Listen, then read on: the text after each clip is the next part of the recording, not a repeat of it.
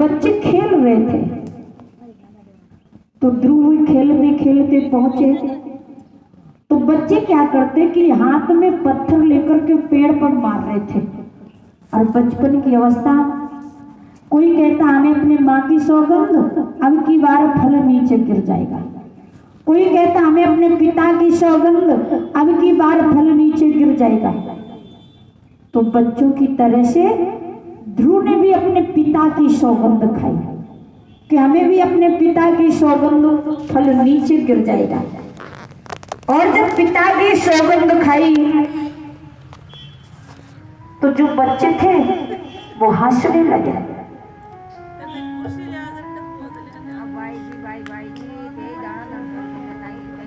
जो भगवान की जय हो। ये बाबा नारद के दूसरे रूप है, कहीं टैंकर पास में तो कहीं पगड़ी पास में। सभी चीज चाहिए। जय हो। इस धरा धाम में ऐसे ही भक्तों की जरूरत है। श्री सुखदेव जी कहते हैं महाराज, ध्रुव ने जब अपने पिता की सौगंध खाई तो जो बच्चे थे उन्होंने मजाक बनाना शुरू कर दिया। क्यों ध्रुव, तू पिता की सौगंध खा रहा है, जानता है तेरे पिता कौन है? ध्रुव ने तो कभी पिता को देखा भी नहीं था और माँ ने कभी बताया भी नहीं था। ध्रुव का मन उदास हो गया। ध्रुव आंखों में आंसू बहाते हुए कुटी में अपनी माँ के पास आए। जब मैया ने देखा तो गोद में ले लिया। बेटा क्या बात है, तुम इतना उदास क्यों हो? ध्रुव ने हाथ जोड़ करके माँ से रोते हुए यही पूछा, माँ मेरा पिता कौन है? नारी को सबसे बड़ा दर्द जब होता है जब उसकी संतान ये पूछे कि मेरा पिता कौन है। सुनीति की आंखों में आंसू बहने लगे। कहने लगी, बेटा तुम्हारे पिता ने तुम्हें जन्म दिया है लेकिन पुत्र प्रेम नहीं दिया है। यदि पुत्र प्रेम दिया होता तो ये बताना नहीं पड़ता कि तुम्हारे पिता कौन है।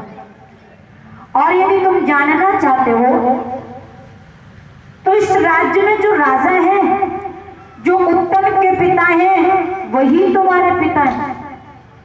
ध्रुव को देखने की लालसा हो गई। ध्रुव के मन में विचार उठ गया, कब पिताजी को देखे, कब पिताजी को देखे। एक दिन ध्रुव चलते हुए राज दरबार में आ गए। राजा उत्तानपाद ने जब अपने बेटे को देखा तो पास में बुलाया और बड़े प्यार से उठा करके गोद में बिठा लिया। ध्रुव राजा की गोद में बैठा था और उत्तम नीचे खड़ा था।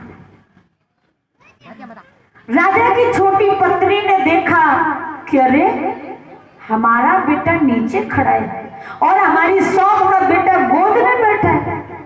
दौड़ करके आई, एकदम चिल्लाती हुई ध्रुव के हाथों को पकड़ा और कहने लगी, अरे दुष्ट, यदि पूर्व जन्म में थोड़ा सा भजन किया होता तो उस अभागन के बदले मेरी कोख से जन्म लिया होता। उठाया और नीचे पटक दिया। उसका कहने का मतलब था कि इस गद्दी में तो हमारी कोख से ही बैठेगा। अपने पुत्र को उठाया और राजा की गोद में बिठा दिया। ध्रुव सोच रहे कि शायद पिताजी अब कुछ कहेंगे, अब कुछ कहेंगे, पर सुरुचि के आगे राजा बोल नहीं सके। ध्रुव खड़े हो गए और रोते हुए अपनी मां के पास में पहुंचे। मां ने पूछा, बेटा क्या बात है? मां, मैं पिताजी से मिलने गया था। हाँ, फिर? पिताजी ने बड़े प्यार से गोद में बिठा लिया। फिर क्या हुआ कि फिर मां वहां पर मौसी आ गई। मौसी? तो मौसी ने भी तो प्यार किया होगा, क्योंकि मौसी ने तो तुझे पहली बार मिली होगी। कि भैया यही तो बता रहा हूं कि मौसी ने कितना प्यार किया।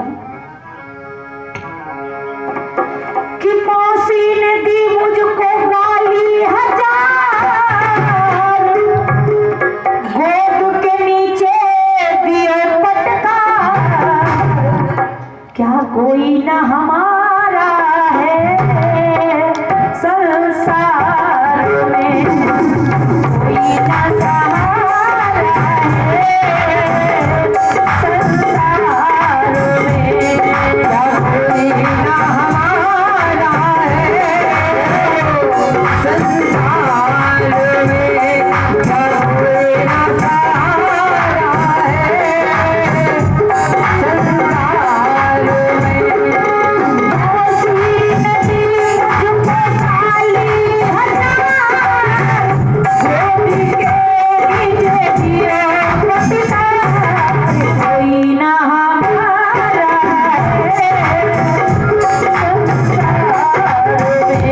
क्या कोई न हमारा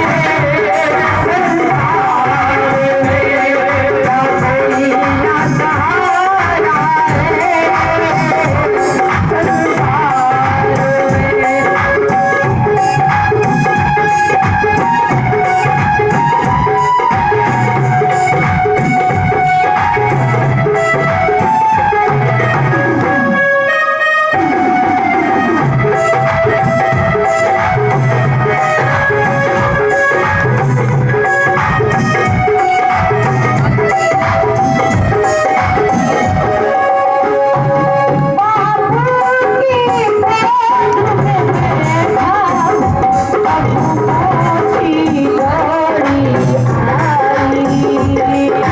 संसार में, क्या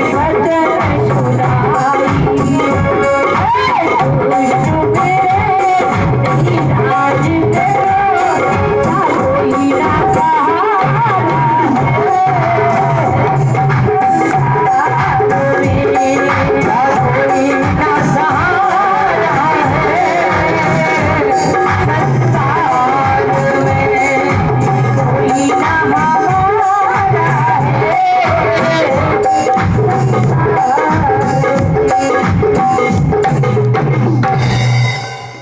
हे माँ, क्या वो हमारे पिता नहीं है? यदि मेरे पिता होते तो मौसी को एक बार तो रोका होता। क्या सच में वो मेरे पिता नहीं है? सुनीति समझ गई, कहने लगी बेटा इस संसार का यही नियम है, जब अपना पिता साथ ना दे तो परम पिता का साथ लेना पड़ता है। जो संसार के पिता हैं, धन्य है वो माँ जो अपने बच्चे से ये कह रही है कि इस पिता को भूल करके परमात्मा को अपना लो। लेकिन आजकल की माँ ये होती तो यही कहती कि क्यों नहीं, घर बैठ जा, ऐसा कैसे होता है, मर मार के करो पर अपना अधिकार तो लो। लेकिन सुनीति कहने लगी बेटा जब अपना पिता अपना ना बने तो परम पिता को अपनाना पड़ता है। वो संसार के पिता है, जगत पिता है।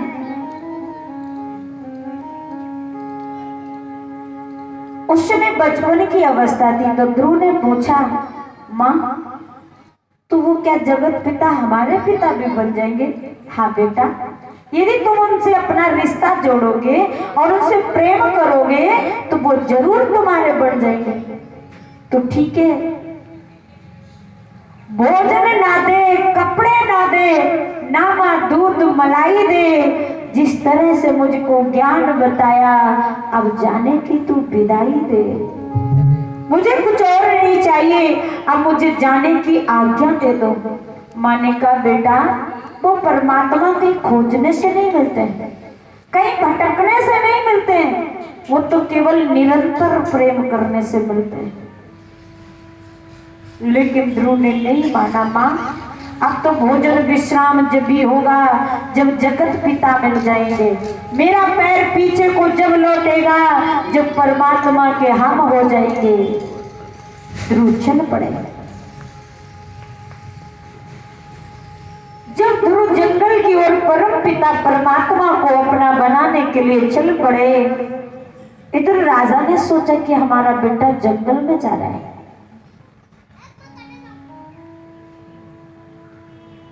तो मंत्री को भेजा कि जाओ ध्रुव से कहो कि मैं उसके राज्य का अधिकार देने के लिए तैयार हूं, कहीं जाने की जरूरत नहीं है। मंत्री ने ध्रुव को रोका, बेटा तुम्हारा राज्य का अधिकार तुम्हें मिलेगा, कहीं मत जाओ। ध्रुव ने कहा, बारे परम पिता, अभी तो केवल मैं तुम्हारे रास्ते पर चला और राजपाट मिलने लगा, जब तुम मुझे मिल जाओगे तो किस वस्तु की कमी रहेगी। ध्रुव चल पड़े। घनघोर जंगल में चले जा रहे थे तो नारायण नारायण करते हुए बाबा नारद जी मिले। पूछा, बेटा कहाँ जा रहे हो? कि परमात्मा को खोजने। परमात्मा? अरे ऐसे जंगल में जंगली जानवर तो मिल जाएगा पर परमात्मा नहीं मिलेंगे, लौट जाओ। ध्रुव कहने लगे, बाबा आप मुझे बालक समझ करके भयभीत करना चाहते हो, क्यों ना सिंहों की जोड़ियां आ जाएं, हमारे शरीर के टुकड़े टुकड़े करके खा जाएं, लेकिन हमारा पैर पीछे को नहीं मुड़ेगा। बाबा नारद ने कहा कि तुम्हारा वचन तो बड़ा दृढ़ है, मजबूत है, लेकिन परमात्मा को पाने से पहले गुरु की शरण में जाना पड़ता है, क्योंकि सच है जिस प्रकार से जीव आत्मा बिना मां के गर्भ के संसार में आ नहीं सकती, उसी प्रकार से जीव आत्मा बिना गुरु के इस संसार से मुक्त नहीं हो सकती।